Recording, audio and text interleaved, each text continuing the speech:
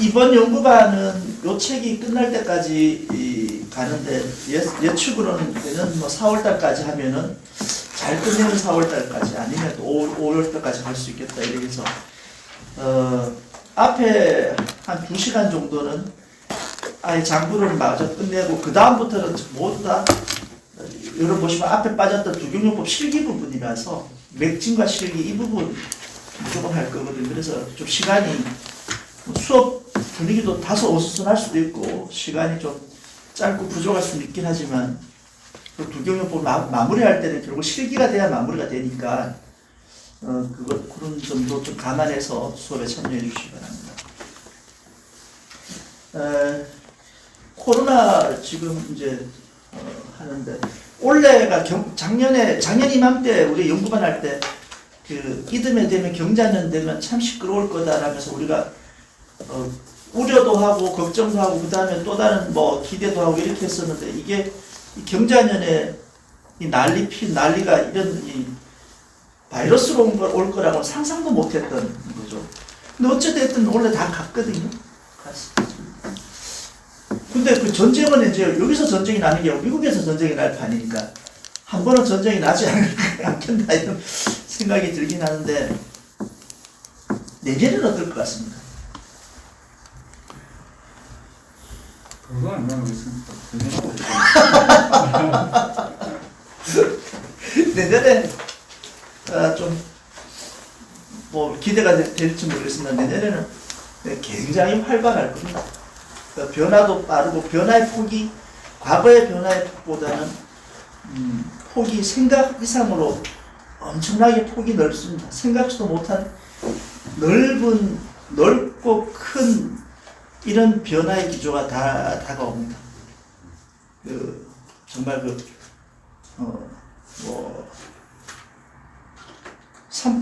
산불과 홍수가 쓸고 가서 상전벽해가 될 수 있을 만큼 그런 굉장히 크고 넓은 폭에 그리고 명과 암이 분명해지고 밝고 어둠이 분명해지는 이런 어떤 변화가 큰 기대와 큰 우려를 함께 가지게 되는데 내년에는 폭과 그다음에 깊이가 크다. 그래서 그런 걸 또 오히려 기대하는 사람도 틀림없이 있겠죠. 근데 이 코로나는 잘 정리될 겁니다. 내년 어차피 불금년이니까 내년 불금이 시작하는 게 2월 10일 전후로 이제 불금년이 시작되니까 내년 2월 초가 되면 이게 이렇게 되나 싶을 정도로 생각지도 못하게 그렇게 여기에 우려를 매우 놔도 될 만큼 그렇게 될 수 있을 것 같습니다. 아니면 그 말고 뭐 그런 약을 안 만들어도 되겠죠. 그렇죠. 백신 가지고 뭐 대응이 되겠습니까? 뭐 치료약하고 백신하고. 그렇죠. 치료약이야 어차피 나오는데 뭐 백신이야 어차피 만들어가도 결국은 못 쓰게 돼. 예, 뭐 내후년이나 돼야 나오고 그게 결국 타미플루처럼 다른 용도로 계속 쓰이겠죠. 뭐 독감 용도로 쓰일 수도 있고 뭐 이렇게 쓰이겠죠. 여러분 잘 아시다시피 지금까지 전 세계에서 역사적으로 유행했던 바이러스 전염병들을 인간의 약으로 해결했던 적은 단 한 번도 없습니다. 단 한 번도 없습니다. 전염병이 없어진 거는 전염병을 극복한 게 아니라 운기로 사라진 겁니다. 그러니까 선육기입니다. 육기가 바뀌어서 없어진 것이지 육기가 바뀌고 나서 다시 그 육기가 돌아올 때쯤 되면 이미 준비가 돼 있었던 거죠. 흑사병도 마찬가지로 모든 게 대부분 그런 거라서 우리가 메르스를 잡고 그렇게 할 수 있는 건 아니죠. 운기가 바뀌는 거기 때문에 그런 것 같습니다. 그래서 거기에 기대를 하는 거죠. 충분히 기대를 하는 거고. 먼 훗날 이런 걸 생각해서 해보면 또 허준 영화처럼 임진왜란때 모든 사람이 굶을 때 매실을 따서 마셔갖고 다 좋아졌다 해서 우리 전국 토가 매실맛으로 바뀌는 그런 또 한 번 아니겠습니까만은 그렇지만 대신에 다가오는 저도 뭐 코로나로 인해서 준비를 여러 가지 했습니다만은 뭐 코로나 다음 세대가 뭐냐 그러면 뭡니까 뭐 비대면 뭐 환경의 변화 이라는데 절대 변하는 건 아니라고 합니다. 변하는 게 아니고 변하는 거는 환경이 상황이 바뀌는 게 아니라 속도가 바뀔 뿐이지 어차피 가야 될 속도가 조금 빨라지고 속도가 바뀌는 거지 빨라지는 것이지 안 하던 걸 때까지 했다는 건 아니죠. 이때까지 쿠팡이 우리 배달하는 거 점점 여자들 집에서 세탁물 받기 싫어서 그냥 문 앞에 걸어두세요라고 하고 누구를 만나는 게 부담스럽지 않습니까? 그러니까 그렇게 하고 성형외과 가서 물어보는 것도 이게 부담스러우니까 그런 거 전화로 상담하고 이렇게 싶이 점점 이제 이 고도로 갈수록 나타내는 걸 싫어하고 사람 만나기 싫어하고 소규모끼리 만나고 그런 것들을 중심으로 그런 문화가 생겼던 것이 그 속도가 좀 빨라지는 거죠. 빨라집니다. 대신에 약은 바뀝니다. 약은 어떻게 바뀌느냐? 약은 이제는 옛날에는 약이 무조건 드럭이라 해서 먹는 약을 중심으로 이렇게 바뀌었지만 우리가 지금은 뭐 먹는 약이 우리가 지도를 펼쳐보는 이런 약 찾아본다면 앞으로는 먹는 약은 내비게이션과 같이 핸드폰 보는 것도 약이 될 수도 있고 그러면 차고 보고 하는 그러니까 말 그대로 먹지 않고 느끼는 디지털 약이 뭐 그걸 헬스케어를 하는데 이렇게 무조건 바뀌어간다. 그래서 이미 뭐 약은 많이 나와 있습니다. 안 써서 그렇지 약은 얼마나 많이 나와 있는데 안 쓴답니다. 이게 우리 먹는 약은 먹는데 약을 안 써서 그렇지 충분히 나와 있다 이렇게 됩니다. 우리 수지침 하는 것도 이것도 비대면 디지털에 해당됩니다. 뭐가 되냐면 우리 지금 말하자면 아큐빈 같은 경우는 충분히 디지털 치료기죠. 치료기도 되고 시계도 마찬가지고 목걸이도 마찬가지고 이렇게 되는데 제가 준비하는 거는 아주 아닌데 거의 다 준비가 거의 됐습니다. 거의 다 돼가고 있습니다. 특허도 이번 달에 나오게 되고 그다음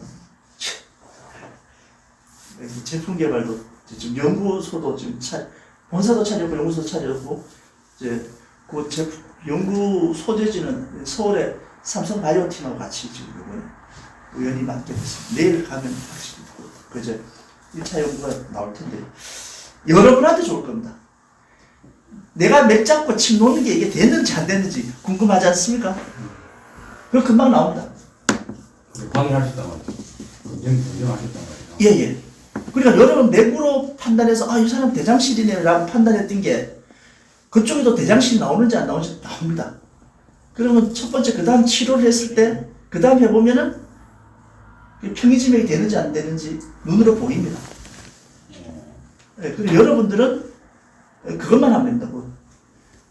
고보 치료해서 전과 후 비포 애프터만 해주면 됩니다.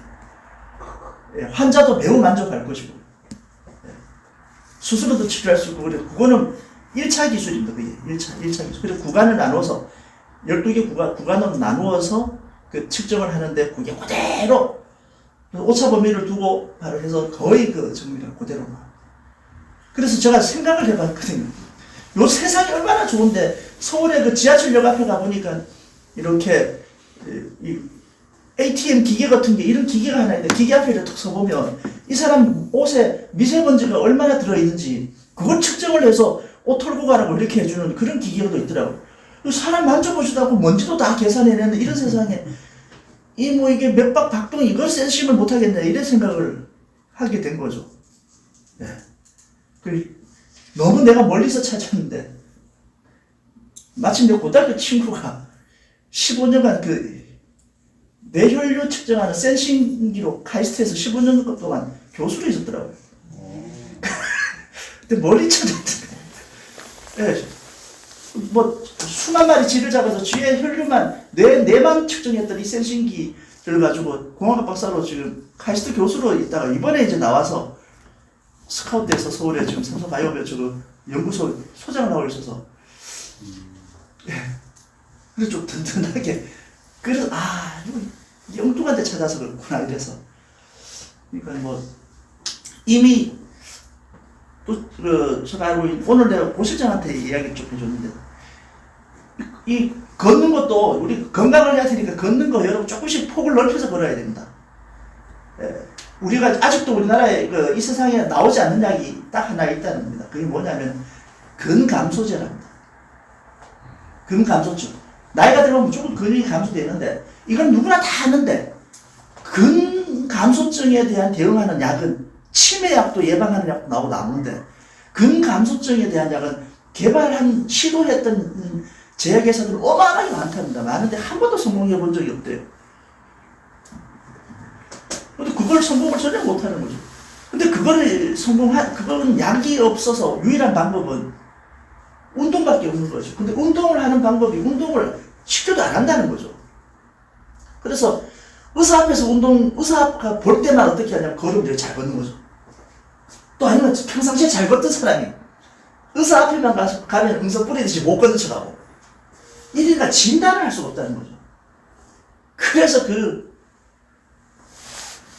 의사 출신의 삼성에서 제가 있는 삼성 그 친구가 벨트에다가 센싱을 만들어갖고 걸음걸이 보폭 숫자 앉아있는 시간 밥 먹으면 허리 둘레 이렇게 커지고 좋아가지고 허리띠 찬 운동하는 시간 이거 그냥 가만히 앉아서 센싱이 다 되는 거예요.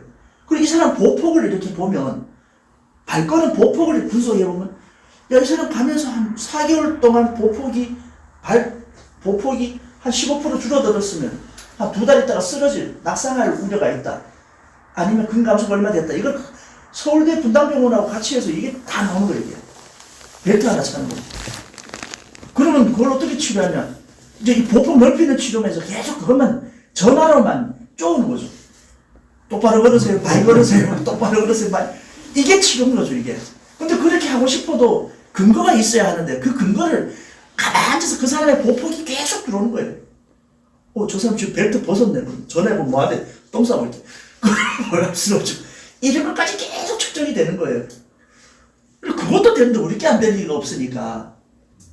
우리 게 안 될 리가 없습니다. 우리 거는 더 잘 되는데. 그래서 여러분들은 뭐가 필요하냐면 보폭이 10cm 줄어들면 수명이 10년이 줄어듭니다.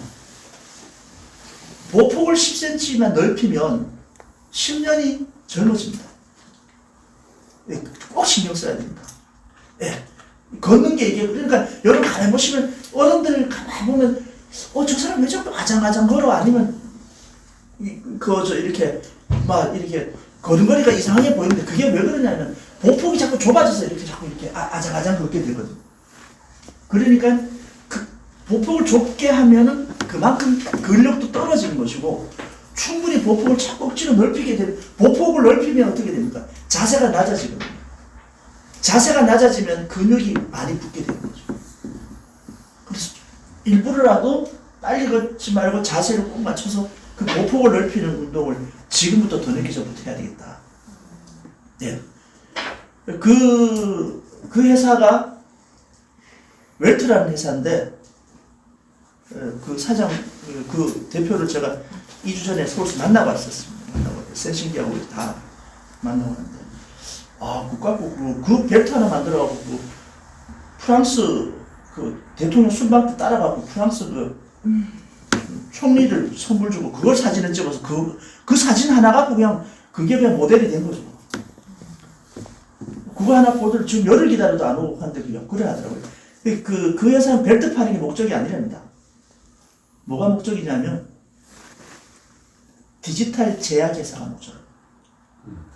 디지털 제약회사. 우리는 일단 잘 진단하는 거하고 침 놓고 그게 눈에 보이는 거하고 여러분 그게 필요한 거죠.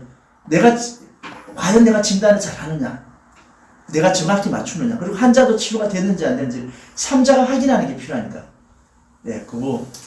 그럼 집 넣기 전에 맥진한 데이터를 가지고 집 나온 이후에 그 데이터를 보고 이제 비교를 해보고 지금 치료가 되고 있다면 좀 긍정할 수 있단 말인가요?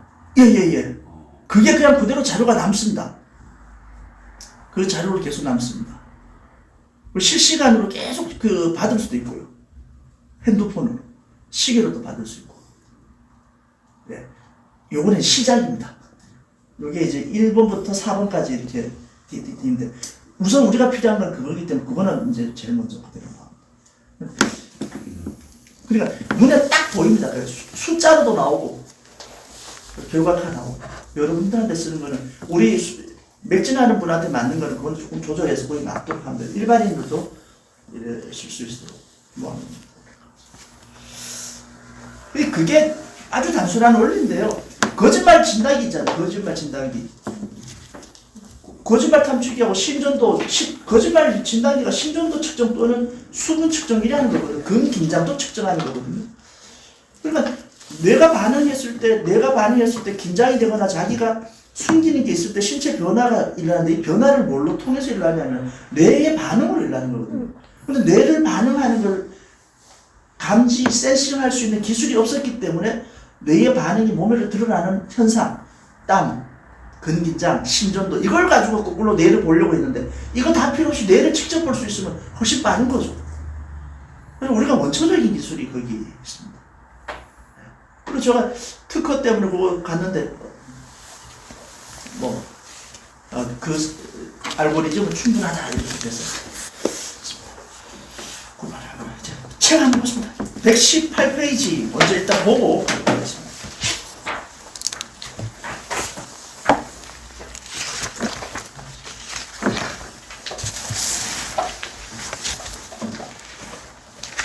예, 대장기맥을 6부에 처음 하는 게 대장기맥인데요. 다시 한번 이거 정리하겠습니다. 이렇게 할까요? 우리가 보면은 1차선, 2차선, 1호선, 2호선, 3호선이 있는데 1호선의 조절은 뭘 조절한다? 1호선은 기분을 조절하고 공기를 조절한다. 2호선은 뭘 조절하는 것이다? 온기를 조절한다. 3호선은 물기를 조절한다. 이 물기를 다른 말로 하면 영양분이라고 이야기하지 않습니까? 이 영양분이 너무 충분할 때 생기는 증상이 비병과 폐병이라고, 영양분이 충분하지 못할 때 생기는 증상이 위장병과 대장병이지 않습니까? 의식주 문제 해결이 안 될 때 위장병과 대장병 문제인데, 그 중에 첫 번째 대장입니다. 이 대장은, 일단 대장 그러면 여러분 먼저 생각을 딱 해야 될 게 뭐냐? 대장의 가장 큰 특징은 뭐라고 생각할 수 있을까요? 대장의 가장 큰 특징은, 일단 대장은 뇌 조직의 일부다.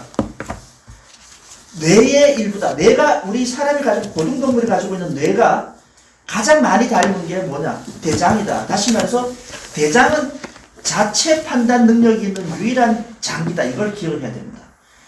그러니까 이 말은 무슨 말이냐 하면, 대장에 자극이 오든 안 오든 뇌가 느끼는 거나 그 동시에 누가 느낀다? 대장이 느낀다는 거예요.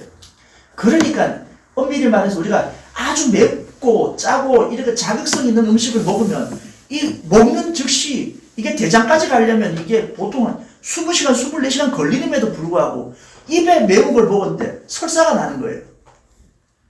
입에 넣기만 했는데도 설사가 난다. 이게 대장에도 도달하지도 않았는데 이게 설사 나는 것은 뇌가 느끼는 자극성을 누가 똑같이 느낀다? 대장이 같이 느낀다는 겁니다. 그럼 뇌 조직은, 대장 조직은 뇌 조직과 일반에 대해서 매우 예민하다. 이 특징을 꼭 가지고 있어야 되는 것이죠. 그래서 일단 기맥을 먼저 보면 대장기맥 경맥을 한번 볼까요? 대장경맥은 어떻게 되죠? 대장경맥은 두 번째 손가락 손등이죠. 그래서 손등 바깥에서 경혈을 이해를 하면 좋겠는데 상양, 이간, 삼간 이렇게 내려서 합곡으로 오죠. 상양, 이간, 삼간 합곡으로 와서 수내측 후로 이렇게 팔꿈치 바깥으로 왔다가 와서 어깨 어디 간다? 어깨 어깨 여기에 여기 뭐라 그러죠? 거골이죠, 거골. 고맙습니다. 거골에서 어깨의 주름선 정중앙을 타고 그 다음 목 앞으로 어디로 온다? 부돌로 올라오는 거죠. 부돌로 올라와서 입 옆에 지창을 거쳐서 바로 반대쪽 입술로 가서 여기가 바로 영향이죠. 그죠? 영향. 반대쪽 냄새를 맡는 영향까지 이렇게 가는. 그 유일하게 좌측에서 시작해서 우측으로 마치고 우측에서 시작해서 좌측으로 맞춰서 좌우를 관통하는 경맥은 대장경맥. 그러니까 좌우를 관통하는 유일한 경맥이 대장경맥밖에 없으니까 그 특징을 이용해서 우리는 이걸 어디에 쓴다? 대장기맥은 입이 좌우로 돌아가는 증상. 그걸 구안아사를 하잖아요. 구안아사에는 반드시 어느 기맥을 대장 기맥을 활용하고 대장을 어떻게든지 조절해야지만 구안아사를 조절할 수 있다 이렇게 했습니다. 그래서 기존의 수지침 기맥에서 있을 때 대장 기맥은 좌우를 넘나드는 게 없었습니다. 그런데 두경요법에서 이 기맥을 조정을 할 때 보시면 뒤에 1번부터 뒤에 12번까지는 기존의 것과 상관 똑같습니다만 여기서 얼굴로 넘어올 때는 두경열로 손바닥으로 넘어오죠. 손바닥 중지, 삼지, 손바닥 내측 측면을 타고 올라와서 D16번, D29번 여기 이게 오타네. D19번인데요. D19번인데 D19번에서 21번 그리고 D22번이 반대로 이제 코 옆으로 넘어가는 길이죠. 사실 이 D19번, 여기서 D19번이 뭐 하는 자리다? 여기 봐, 사맥혈 지점이죠. 사맥혈. 맥을 조절하는, 우리 조절하는 사맥혈 지점이 D19번 지점이고, 밑에 있는 D16번이 여기에 무슨 자리다? D16번이 두경열 자리죠, 사실 말하자면. 두경보사열 자리입니다. 내용을 좀 보면, 대장기맥은 대장과 소화기, 12지장과 질병, 12지장 질병과 변을 조절한다. 대변 조절에서 간, 심, 위 기능을 조화하고 장염, 변비, 설사, 양실증을 다스리고 대장과 폐는 음양관계고 상호 기능을 유지하고 대장실의 경우 주로 좌측에서 많이 나타나고 허증 우측에 나타난다. 요거는 명심해야 됩니다. 뭐 우리가 좌우의 장부 위치 구조를 보지만 여러 가지 복잡하게 보더라도 딱 하나는 6부는 딱 이렇게 봐야 돼요. 뭐다? 6부는 좌우가 정확하게 구별되는 게 뭡니까? 왼쪽에 대장실, 오른쪽 소장실. 예, 요렇게 됩니다. 왜 장의 출구가, 나머지 장들은 대부분 출구가 어디로 되어 있냐면, 담, 위장, 방광은 출구가 어디로 되어 있습니까? 가운데로 되어 있습니다. 담도 12지장으로 내려오고, 위장도 12지장으로 내려오고, 방광도 요도로 통해서 그대로 내려오니까, 육부의 모든 출구는 다 중앙에 되어 있는데, 대장은 출구가 어디에 나 있다? 왼쪽으로 나와 있고, 소장은 출구가 어디 쪽으로? 오른쪽에 나와 있어요. 그리고 유일하게 좌측과 우측은 삐져나와서 좌측과 우측에 치우쳐서 출구가 나온 곳이 바로 대장과 소장이니까, 그러면 왼쪽 병이다 그러면 뭘 생각하냐면 무조건 대장을 생각해야 돼. 오른쪽이다 그러면 뭐다? 소장을 생각 안 할 수 없다는 거죠. 소장. 그러니까 좌측이 대장실이면 우측은 대장허가 되는 게 맞죠. 수분과 염류를 흡수하고 변을 형성하며 배변한다. 대장신경은 교감신경이 있어서 운동을 억제하고 부교감신경이 있어서 운동을 촉진한다. 뒤에 다시 한 번 말씀드리겠습니다. 대장기맥을 어떻게 적용하느냐 하면 어깨 아플 때, 이 어깨 아플 때, 좀 전에도 어깨 괜찮으신 분 있었는데, 어깨 이거 구별을 합시다. 어깨 아픈 거는 위쪽 어깨 아픈 여기가 대장입니다. 우리가 쌀 까마들 때, 우리 무거운 쌀 까마들 때 어깨 걸치지 않습니까? 여기가 대장입니다. 그러니까 이 대장의 반대가 누굽니까? 음양이. 폐. 그래서 어깨에 짐을 짊어질 수 있는 사람을 뭐라냐? 폐기왕성한 사람이라고 그래요. 이 어깨 여기가 흘러가는, 이쪽이 흘러가는 경맥이 대장경맥이고, 이 속에는 뭐가 있다? 어깨를 받추는 장기가 뭡니까? 여기가 폐가 있습니다. 폐가 두껍게 있는 거죠. 그래서 어깨와 이 대장과 폐가 어깨의 무게를 모두 다 받쳐주는 지붕 역할을 하는 것이고, 바로 어깨 밑에 쪽에는, 견갑골은 어디입니까? 같은 어깨가 아파도 이쪽 어깨는 대장이고, 이 뒤쪽 어깨는 어디다? 소장. 여기는 소장입니다. 이 소장 안쪽에 누가 들어있다? 요 위치가 뭐가 있는 자리다? 심장이 있는 자리다 이거예요. 여기는 심장이 있는 자리다. 그래서 의외로 견갑통, 어깨 통증이 심장실로 있는 어깨 통증이 많이 있습니다. 그리고 요 사이가 있는 것이 3초가 있는 거죠. 요 사이가 있는 것이 3초. 그리고 이 측면은 여기는 어깨가 아니죠, 그죠? 여기는 담과 대장을 따로 봐야 되는데, 이쪽은 측면이기 때문에 담과 3초에 대한 개념이죠.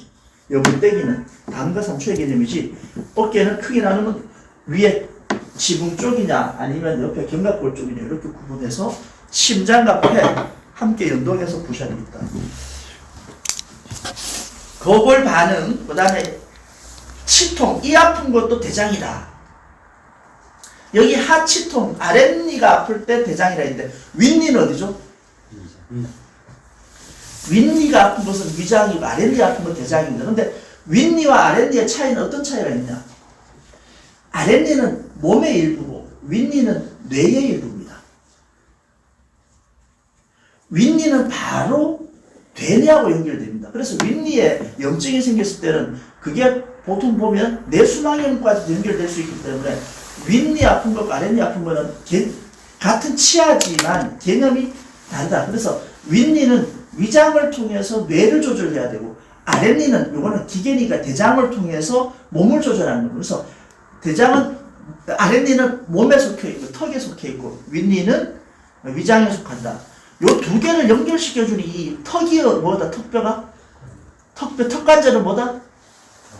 턱관절은 방광이다. 턱관절 무조건 하악근은 방광이다. 이 턱관절과 붙어있는 장기가 뭐죠? 턱관절 바로 위에 붙어있는 게 뭡니까? 귀. 귀는 뭡니까? 방광과 짝이 신장이죠. 그리고 귀는 신장이 이렇게 얘기하는 것이죠. 귀는 신장이니까. 그 다음 코의 병, 눈병, 두통, 후두통에도 적용한다. 당연히 폐결핵, 기관지, 식도, 위장병, 특히 십이지장 질환과 요통, 4, 5번 요추 디스크. 보통 허리는 4번, 5번이죠. 왜 4번, 5번에서 허리 통증이 많이 생긴다? 이걸 구조적으로 어떤 이유가 있다 했죠? 24개 척추 중에서 모든 23개, 나머지 23개 척추들은 모두 다 무슨 운동을 하냐면 수직, 앞뒤로 하는 수직 운동을 합니다. 아래 위로만 움직이는 관절이 그냥 요렇게 아래 위로만 움직이게 돼 있는데 유일하게 요추 4번과 5번 사이에서만 제일 밑에 있는 요추 5번과 4번 사이에서 5번 뼈만 어떻게 되냐면 좌우 운동을 합니다. 그래서 모든 23개 뼈가 모두 다 아래 위로 내리는 이 모든 하중을 좌측과 우측으로 허리를 틀어주는 그 관절이 어디에 있냐면 그게 바로 4번과 5번에 있죠. 그래서 무조건 나이가 되면 여기 하중을 제일 많이 받게 되고 좌우 운동 통해서 다른 근육을 쓰니까 통증을 제일 많이 느낄 수밖에 없게 구조적으로 되어 있는 겁니다. 그 4번, 5번에 해당하는 이걸 조절하는 장기가 누구냐? 이게 바로 대장입니다. 그 밑에는 뭡니까? 송골로 연결되는 것은 방광이거든요. 그러니까 일단 4번과 5번은 대장 쪽이다. 제2번과 3번 흉추 통증에도 적용될 수 있고 반신불수, 중풍, 슬관절통, 그 다음에 정력감퇴, 자연유산, 신경성 질환, 상기상충, 심계항증, 수종마비 이거는 그냥 연관된 증상으로 볼 수가 있습니다. 근데 거기서 주목해 볼 게 갑상선 종대, 연주창 요 두 개가 있어요. 갑상선 종대, 갑상선과 연주창 요 두 개의 위치는 어디죠? 갑상선은 목 자리가 되고 연주창은 어디입니까? 어디? 여기.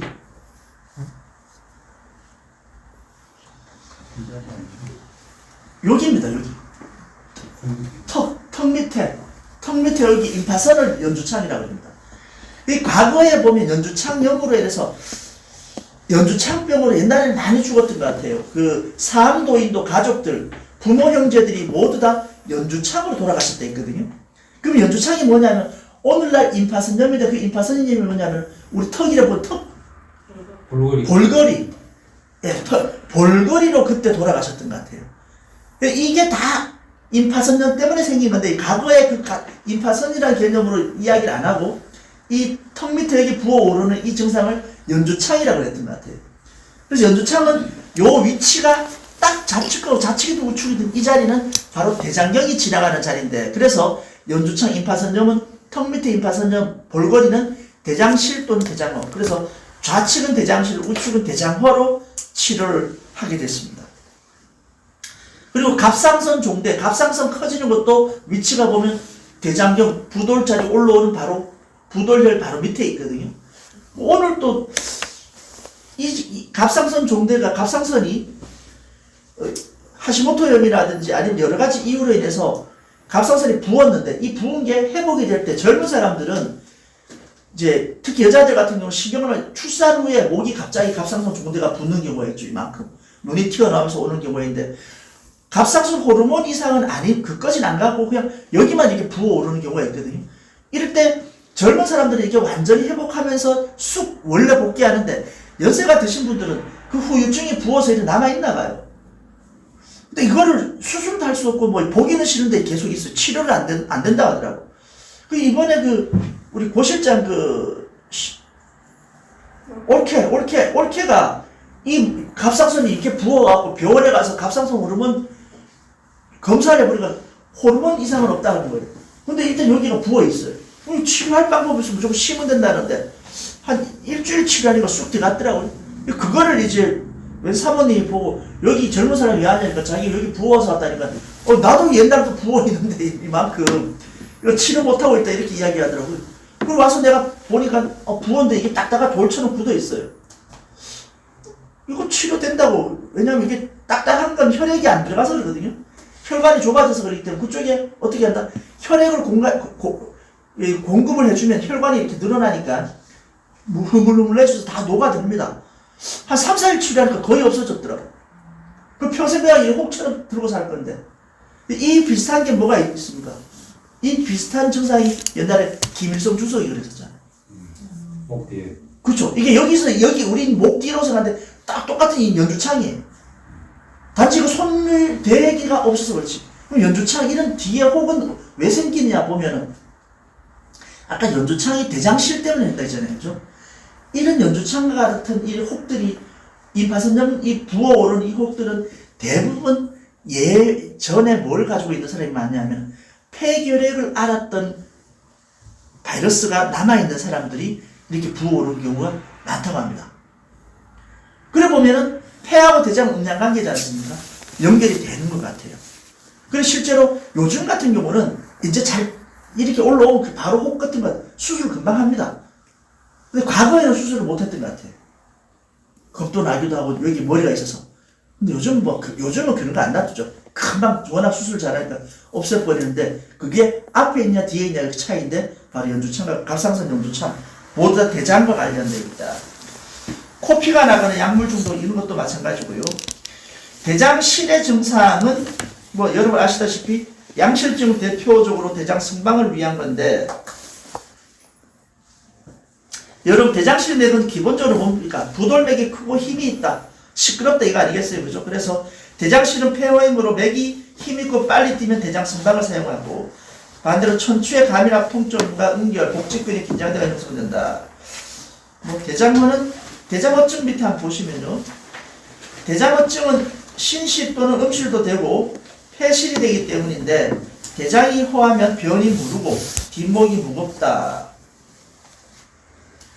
장이 아프거나 불편하고 치질, 타랑, 악성 변비, 대장 출혈에 적용할 수 대장어증이 많다. 소복통, 사르르 배가 아프기도 하고 소변이 자주 나오기도 하고 맹장염, 해수천식 이런 것들이 생긴다. 다시 한번 말씀드리겠습니다. 설사가 안 할 때도 두 가지 설사가 있다고 했죠.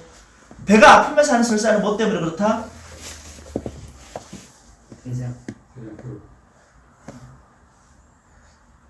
설사가 배가 아프게 하는 설사가 있고 배가 안 아프게 하는 설사가 있다는데 설사를 해도 배가 살 아픈 것은 독성 간실 때문에 그렇다고 우리 지난번에 안 했었나요? 네. 마치 처음 듣는 것 같은 연기를 하고 계시네요. 아 대단하신데. 예. 배가 아픈 거는 복통을 일으키면서 설사를 하는 것은 간실로 인한 복통입니다. 설사입니다. 배가 아프지 않고 하는 설사는 말 그대로 방광허, 그 다음에 대장실은 대장실인데 뭐 때문에 소변을 방광으로 보내지 못하는 분리가 안 되는 그런 증상이었다 했죠. 그죠? 그때는 뭘 써라? 바로 우리가 하는 방광정방, 비정방 이랬으라 했죠. 복통 없는 설사는 바로 비정방, 방광정방. 복통이 있는 배가 아프면서 하는 설사는 간실 설사다 이렇게 이야기했었죠. 독성 때문에 해독작용을 해줘야 된다 이렇게 했었죠. 대장실의 맥상은 부돌 삼성 조맥이죠. 총경동맥의 혈류량의 증가와 맥압의 상승으로 대표되는 양적 맥상으로 대장의 항진은 이상분된 기계학적 작용으로 대장 내 압력 상승이 심장에 압박을 줘 혈류량의 증가와 맥압이 상승되는 것이다. 특히 기억을 좀 하셔야 되는데요. 대장이 안 좋은데 배가 왜 아프냐 이런 대장이 위치하고 배가 아픈 이유를 잘 모르는 분이 많습니다. 근데 의외로 이유 없는 복통을 호소할 때 병원에 가보면 뭐가 느끼냐면 배에 가스가 차서 아프다는 경우가 많아요. 배에 가스가 꽉 차서 이 복통을 굉장히 호소하는 경우가 많은데 그걸 어디서 느끼냐면 여러분 이제 배가 아프는 위치를 가만히 보셔야 되는데요. 배가 아픈 위치가 보면은 꼭 바로 상행결장과 행행결장, 상행결장과 행행결장과 하행결장이 이 곡지, 굽어 있는 이곳에서 거의 폴립 현상도 생기고 여기에 가스가 많이 찹니다. 여기에 가스가 차고 폴립이 생기면 그 가스 폴립이 복부를 밀어내는데 그 위치가 어디냐면 갈비뼈 쪽이에요. 갈비뼈 쪽입니다. 그러니까 이 갈비뼈에 뭐가 있냐면 오른쪽에는 뭐가 있죠? 간이 있어요. 그 왼쪽에는 비장이 있거든요. 그러니까 특히 왼쪽은 사람들 잘 모르니까 뭐 이건 배 아프다 이러는데 오른쪽이 여기 눌려서 아프거나 딱딱하면 다 뭘 걱정합니까? 이게 뭐 간때이 부었다 아니면 간이 큰일 나는 것 같다 이렇게 굉장히 걱정하는 쪽이 있는데 간은 통증이 있습니까 없습니까? 간 통증 없으면 꼭 알아야 된다. 이쪽이 아프면 이거 간이 아니라 제일 먼저 의심해볼 게 뭐다? 대장의 가스를 의심해봐야 됩니다. 장내 가스를 의심해봐야 됩니다. 그래서 이런 왼쪽 복통, 오른쪽 복통 또는 이럴 때 우리 치료를 하면 그때 나타나는 현상이 뭐냐면 소리 없는 빵꾸가 계속 나옵니다. 치료가 될 때 간을 치료하면 소리 없는 빵꾸가 자기만 아는 예. 그냥 뭐 250cc 막 탑니다. 걸어도 막 걸어주고요. 시원한 방구가 뭐 혼자 나옵니다. 계속 붕붕붕 하는데 남 안 보이는 거 모르고 냄새도 덜 나니까 괜찮은데 그게 간의 독성을 확 빼주고 있는 겁니다. 얼마 전에도 그런 환자가 있었는데요. 그게 이제 뒤에 나오겠습니다만은 대장은 생각보다 대장은 무섭습니다. 이 대장이 그렇죠. 맥압도 상승되는데 이 대장은 하는 일이 대장이 하는 일이 뭐 있을까요? 대장에서 제일 중요한 게 뭐냐면 변을 만드는 것도 있지만 변을 만드는 과정에서 뭘 합니까? 수분을 흡수하고 전해질을 흡수하잖아요. 그 과정에서 뭐가 필요합니까? 대장 내에 이런 일을 해주는 게 단순히 대장의 장내 연동운동만 가지고 하는 게 아니라 장내 환경이 있죠. 무슨 환경? 바로 대장의 유익균과 유해균의 균형을 맞춰야 될 거 아닙니까? 유해균이 많으면 설사가 나오고 유익균이 많으면 방금 말한 대로 섬유질도 분해하기도 하고 전해질도 흡수하고 수분도 흡수하고 염분도 흡수하고 그리고 그 흡수하는 과정에서 만들기도 합니다. 우리 육부가 만들진 않거든요. 부는 생산하는 일을 하지 않지 않습니까? 생산 능력은 누가 가지고 있죠? 예, 생산하는 능력은 유일하게 장이 가지고 있는 게 생산하는 능력입니다. 그러고 보니까 여기 있네요. 대장은 유일하게 생산도 합니다. 뭘 생산해요? 엄밀히 말하면 생산이 아니고 합성인데요. 합성이란 말이 맞죠. 생산은 만들어내는 건 생산인데 대장에서만 합성하는 게 있습니다. 뭘 합성한다? 비타민 K를 합성합니다. 비타민 K가 하는 일이 어떤 일을 하죠? 비타민 K는 혈액 응고 작용을 하는데 도와줍니다. 이 비타민 K가 없으면은 간에서 혈액이 응고될 때 이제 프로트롬빈을 트롬빈으로 이렇게 바꿔주는 게 간에서 역할을 하는데 이때 프로트롬빈을 트롬빈으로 바꿔줄 때 이때 꼭 필요한 게 뭐냐면 이때 비타민 K입니다. 다시 말해서 대장이 합성하는 비타민 K를 누가 쓰는 거다? 사실은 간에서 쓰기 위해서입니다. 대장이 합성을 못하면 누가 못한다? 간이 혈액 응고작용을 못해주는 거예요. 여기서 딱 보면 간과 대장 생각은 또 나와야죠. 간과 대장은 무슨 관계다? 청간, 상하, 을경화, 청간, 상하입니다. 청간, 상하는요 정말 이렇게 밀접하게 관계가 돼요. 너무너무 무서울 만큼. 그래서 이 간의 대장이 비타민 K를 합성하지 못하면 간이 바로 혈액 응고작용을 못해. 그래서 내 몸속에 어디에 출혈이 있거나 상처가 있으면 빨리 응고를 시켜줘야 되는데 응고를 못 시켜주면은 내 몸속에는 자꾸 피가 새겠죠. 어딘지 모르게. 이렇게 피가 새는 사람을 제가 봤습니다. 평상시에는 안 친한데 아플 때 친한 사람이 있습니다. 서울에서 좀 출장가서 바쁘게 좀 다니는데 급히 안 오던 전화가 급히 와서 전화가 와서 막 갑자기 네 이것 좀 보세요 하면서 막 자기 그 검사 종합 그 병원에 가서 검사를 되는 걸 보냈는데 우연히 갔는데 3개월도 안 돼 2개월 사이에 우연히 그냥 병원에 어머니 문병 갔다가 자기도 한번 피 검사 한번 해보고 검사 한번 해볼까 해서 갔는데 이 헤모글로빈 수치가 보통 11, 12가 정상인데 3달도 안 된 사이에 7로 떨어졌다는 거죠. 이 7과 6, 7 정도 되면 이거는 거의 사람 일상을 못 하거든요. 그래서 이 사람이 무슨 일이나 싶어서 하루 입원시켜서 일단 우선은 피를 수혈을 시키면서 무슨 문제가 있나 싶어서 간부터 위장까지 온 안에 출혈 있는 것까지 전부 CT를 찍고 MR을 찍어서 전부 검사를 해봤는데 검사 결과가 안 나온 거예요. 그러니까 피 혈액만 맞았죠. 그러니까 아무 이상 없다는 건 이상한 걸 생각을 뭘 생각하냐면 자기가 치질이 좀 있는데 이 치질이 있어서 피가 아침에 좀 병 볼 때 피가 좀 나더라. 그것 때문에 그러니까 이 의사도 아마 그것 때문에 그런가 봐요.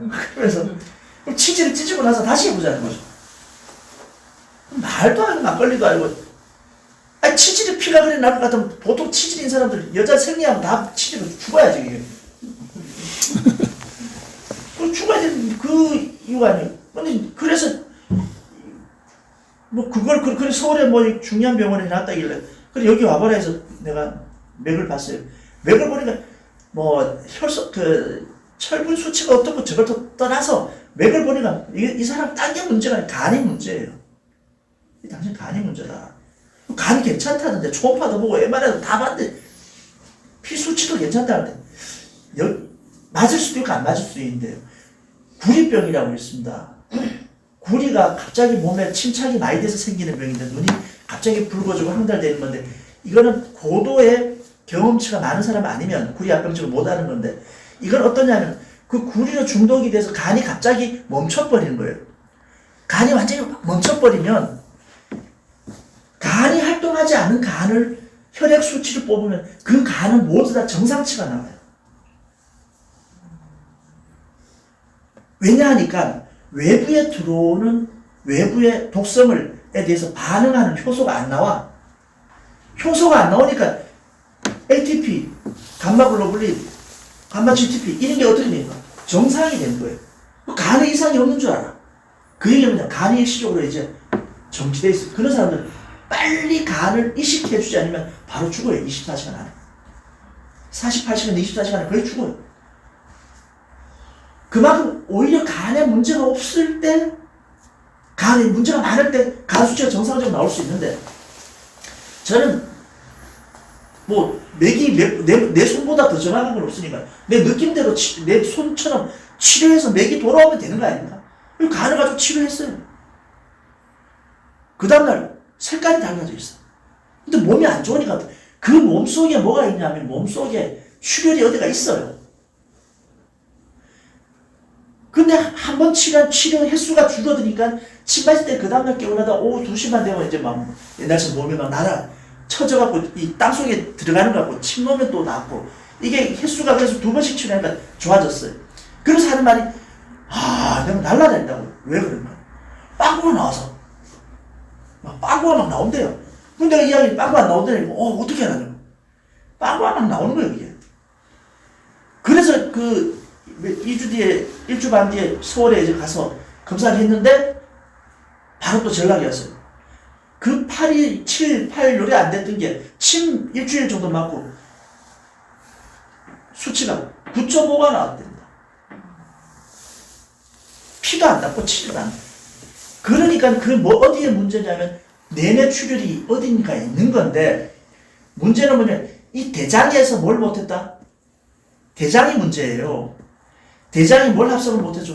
비타민 K를 합성을 못하니까 이 비타민 K가 없으니까 간에서 출혈이 안 생긴 모는데 내 몸 어디 안 보이는 데서 출혈이 있었겠죠? 그게 비타민 K가 없으니까 혈액 응고를 못해서 계속 새는 거죠, 몸속에. 어딘가는 돌아다니면서 보여 있을 거라는 거죠, 이게. 근데 빨리 대장 기능과 간 기능을 형성해 주니까 이게 응고는 돼서, 응고가 되니까 더 이상 뭔가 출혈이 안 되니까 먹는 걸 먹고 하니까 그 철분 수치가 올라가는 건데, 그 뒤는 어떻게 된지는 모르겠습니다만, 바로 이런 겁니다. 그러니까 대장이, 여러분 항상 생각하는 것이, 대장이 단순한 대장에 똥만 누는 게 그게 아니다는 거죠. 다 연결해서 같이 봐야 된다. 그래서 내 몸속에 몸속에 내내 출혈이 있을 수 있다 이런 내용. 그래서 그 여기 보면 바로 대장 출혈에 적용할 수 있다. 그 보면 대장검증에 보면 두 번째 줄에 장이 아프거나 불편하고 치질, 타랑, 악성 변비, 대장 출혈에 대장검증이 있을 수 있고요. 예. 그리고 그 밑에 보면은 대장김의 이해에 블레블레인으로 인한 우연한 사고, 철가상. 요 내용 아주 중요한 내용이 있어서요. 요 잠깐 쉬었다가 요 내용부터 본격적으로 하시겠습니다.